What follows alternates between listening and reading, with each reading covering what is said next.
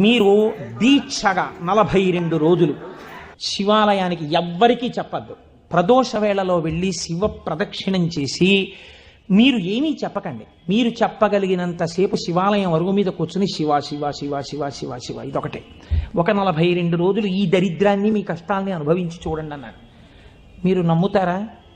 ఆ వ్యక్తి నా దగ్గరికి వచ్చి నా జీవితంలో ఆశించని రీతిలో నా జీవితానికి ఒక కొత్త మలుపు తిరిగిందండి, నేను వరంగల్ వెళ్ళిపోతున్నాను, నేను సెటిల్ అయిపోతున్నానని చెప్పాడు.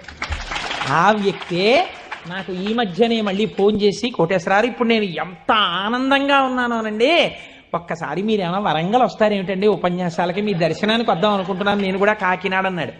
అయ్యా మీరు ఎప్పుడైనా కాకినాడ ఇప్పుడు అక్కర్లేదు, ఎప్పుడో తర్వాత వద్దురు కానీ నేను వరంగల్ ఇప్పుడు మాత్రం రావట్లేదు, నేను వరంగల్ వస్తే చెప్తాను, అప్పుడు మీరు నా దగ్గరికి వద్దురు కానీ తప్పకుండా దర్శనానికి అన్నాడు. కళ్యాణి అందులో అంటారే ఏతి జీవంతిమానందో నరం వర్ష శతాదపి అంటుంది సుందరకాండ.